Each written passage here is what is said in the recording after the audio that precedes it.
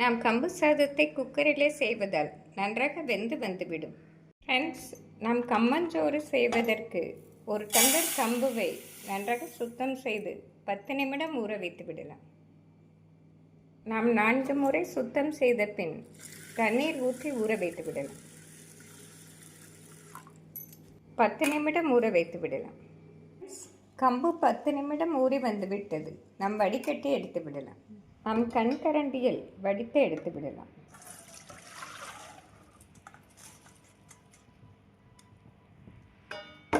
கம்பை நன்றாக வடிகட்டி எடுத்த பின் மிக்ஸி ஜாரில் அரைத்து எடுத்து விடலாம்.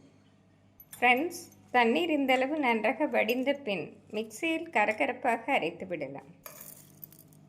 கரகரப்பாக அரைத்து எடுத்து விடலாம். நாம் இந்தளவு பதமாக அரைத்தால் சரியாக வரும். ஒரு டம்ளர் கம்பிற்கு 3 டம்ளர் தண்ணீர் குக்கரில் சேர்த்து விடலாம். குக்கரில் 3 டம்ளர் தண்ணீர் சேர்த்து விடலாம். தண்ணீர் நன்றாக கொதித்து வரவும் கம்பை சேர்த்து விடலாம். ஃப்ரெண்ட்ஸ், நாம் தண்ணீர் கொதிக்கும் பொழுதே தேவையான அளவு கல்லுப்பு சேர்த்து விடலாம். இந்த அளவு தண்ணீர் கொதித்து வரவும் எடுத்து வைத்திருக்கும் கம்பை சேர்த்து விடலாம்.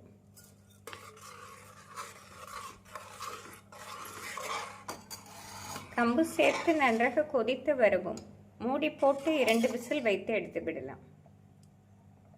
ஃப்ரெண்ட்ஸ், இந்த அளவு நன்றாக கொதித்து வரவும் மூடி போட்டு 2 விசில் வைத்து எடுத்து விடலாம்.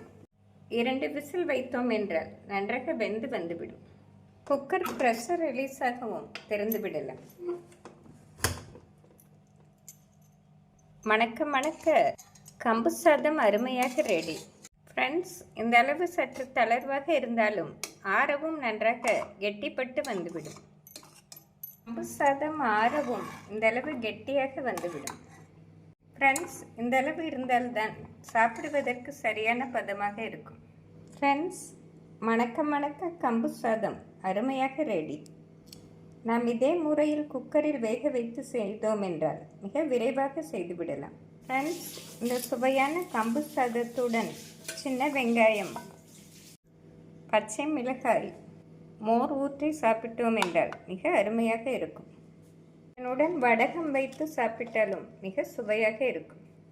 கம்பு சாதத்தை வாரம் ஒரு முறை நாம் செய்து கொடுத்தோம் என்றால் வீட்டில் உள்ள அனைவரும் விரும்பி சாப்பிடுவார்கள். கம்பு சாதத்துடன் கருவாட்டு குழம்பு, கத்திரிக்காய் குழம்பு சைட் டிஷ்ஷாக வைத்து சாப்பிட்டாலும் அருமையாக இருக்கும். மோரிலே கம்பு சாதத்தை கரைத்து குடித்தாலும் மிக சுவையாகவே இருக்கும். ஃப்ரெண்ட்ஸ், நாம் வெயில் காலத்தில் வாரம் 2 முறை இந்த கம்பு சாதத்தை செய்து கொடுத்தால் குழந்தைகள், பெரியவர்கள் விரும்பி சாப்பிடுவதோடு மிக ஆரோக்கியமாகவும் இருக்கும். நம் குக்கரிலே வேக வைத்து செய்வதால் மிக விரைவாக செய்துவிடலாம்.